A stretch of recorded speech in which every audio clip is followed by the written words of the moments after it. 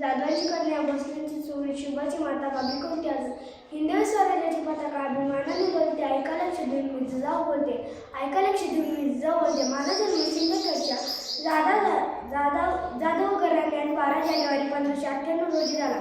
माझा जन्म झाला तेव्हा हत्तीवरून साखर घालण्यात आली व माझे नाव जिजाऊ ठेवण्यात आले.